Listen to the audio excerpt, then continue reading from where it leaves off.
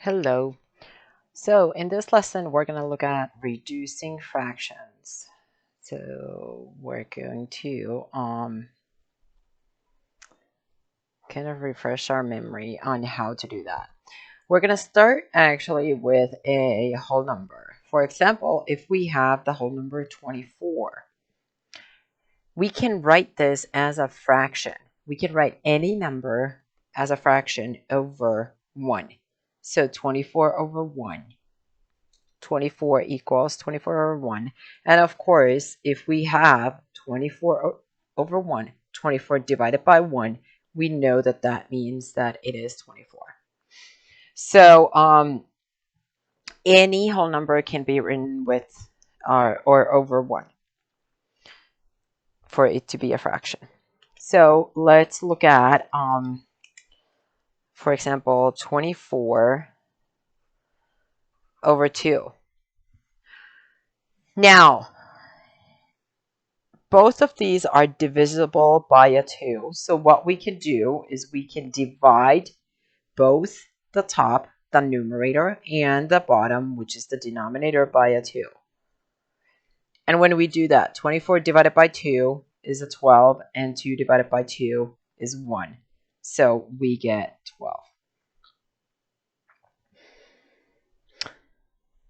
12. Another way of doing this same problem. So it's the exact same one, 24 over 2, would be to prime factorize number 24. So if we take 24, I'm going to do a factor tree. And I like to start with prime numbers. I know that we could do like 4 or 6, but I like to keep the prime numbers as 1, just so that it's, I don't know, it's just easier for me. We know that this is divisible by a 2. So 24 divided by 2, so 2 is one of the factors. 24 divided by 2 is 12. Well, 12 again is divisible by a 2. So 2 is one of the factors. 12 divided by 2 is 6. 6 again is divisible by a 2. 6 divided by 2 is 3. Now, these are all prime numbers, so we can't factor them any farther. So we know that the prime factorization of 24 is 2 times 2 times 2 times 3. So we can actually use this when we are reducing fractions. So for example, if we can do this same problem so that we write 24 over 2, and instead of 24, we're going to write the prime factorization. So 2 times 2 times 2 times 3 over 2. And now we have a 2 on the top and the bottom. That means that we can actually cancel those out. 2 divided by 2 is a 1. So we end up with a 1 here, and we end up with a 1 here. Which means that we would have 1 times 2 times 2 times 3 over 1. Well, the 1 doesn't change it, so it is 2 times 2 times 3, which ends up being 12.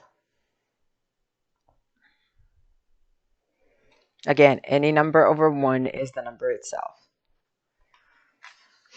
Okay, so let's look at another example. For example, let's take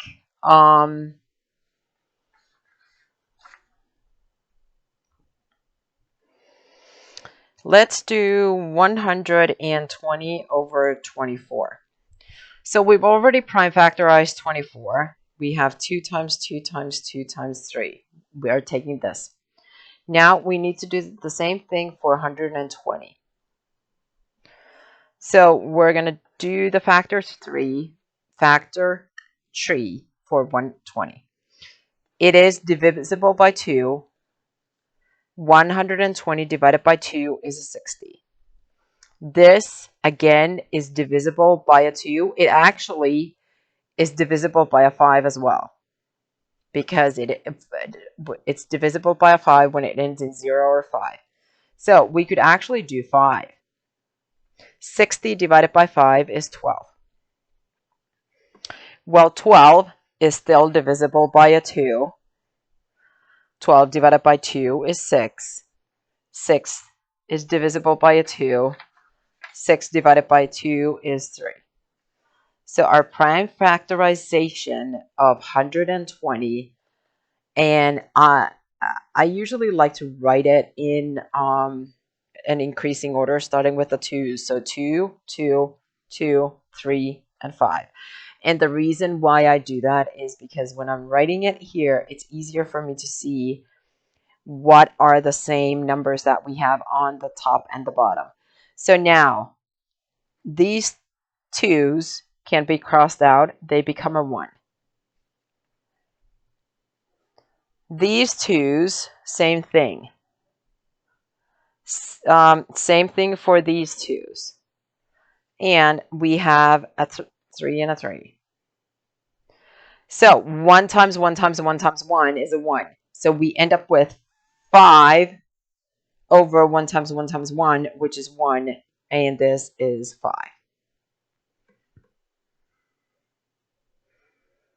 We could take the 120 over 24 and start dividing by 2. Divide both sides by 2, and so on, keep going.